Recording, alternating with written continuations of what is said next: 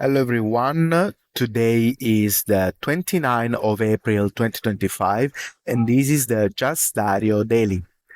The title of today daily is HSBC Q1 2025, an effort to eat its cake and have it too.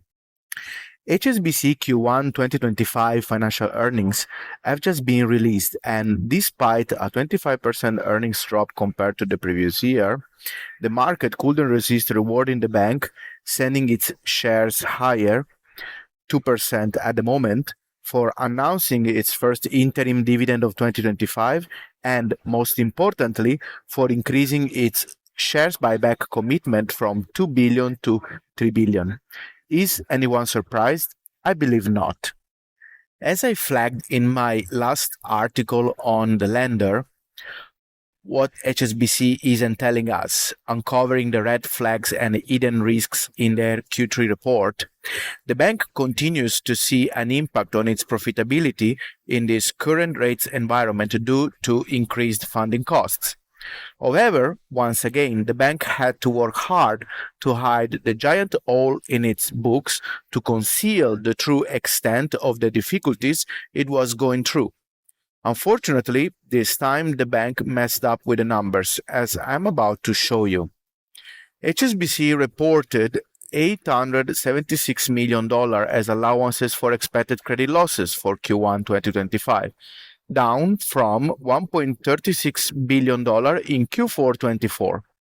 Besides this number continuing to be ridiculously low compared to the 1.9 trillion size of the bank's balance sheet, and even more ridiculous if we add the off-balance sheet items that bring the total to $2.6 trillion, this trend in ECL is completely disconnected from the assumptions the bank itself uses to calculate its credit risk. First of all, it's worth noticing how, despite the deteriorating economic environment, HSBC increased the total size of its credit exposure, including off-balance sheet items, from $2.5 trillion in December 2024 to $2.6 trillion by the end of March 2025, while increasing the total allowance for ECL from $10.2 billion to $10.6 billion, equivalent to roughly 0.4% of the total credit exposure in Q1 2025. I apologize, but I'm not even sure how to comment on this objectively meaningless figure. Secondly, in an incredible display of inconsistency, while the bank increased its exposure to risk and decreased the allowance for ECL this quarter compared to the previous one, it justifies the move based on its own economic assumptions that showed worsening across major economies in terms of GDP in 2025 and inflation in the next 5 years, even though the bank improved their forecasts for economic drivers such as unemployment and house prices, with one exception: China. I know this is such a brain twister, right? Let's look at this in more detail. With regards to the UK, US, Hong Kong, France, and Mexico, the bank decreased its GDP forecasts from 1.2%, 2%, 1.7%, 0.9%, and 0.9% in Q4 24 to 1.1%, 1.8%, 1.5%, 0.7%, and 0.2% respectively in its quote-unquote consensus-based scenario. What about China's GDP growth expectations in 2025? The bank increased its GDP expectation from 4% to 4.5%. However, despite these revisions, the bank played around with forecasts, keeping the average for the next 5 years unchanged and broadly bullish, ignoring the economic slowdown recorded already in the last months of 2024 and the incoming threat of tariffs by the US administration already manifested during Q1 2025. With regard to forecasts of unemployment and house prices, the bank broadly increased its 5-year average growth expectations for the current quarter, in complete contrast with all the economic data that keep coming in.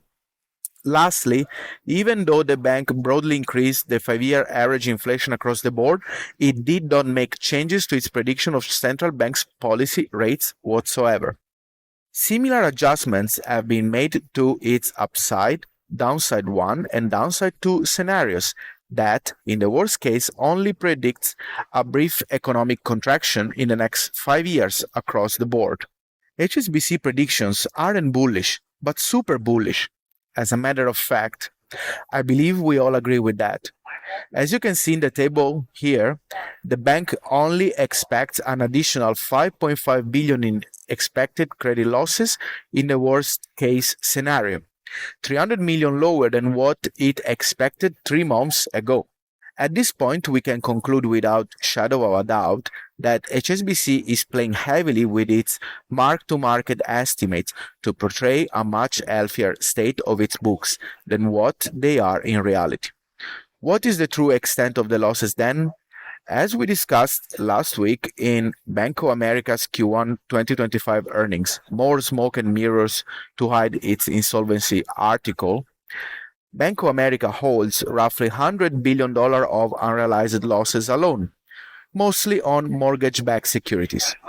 HSBC doesn't hold as many MBS as Bank of America does, but holds a similar exposure to commercial real estate and residential real estates in Hong Kong, mainland China, and the United Kingdom, against which it has only put aside a negligible allowance for ECL so far.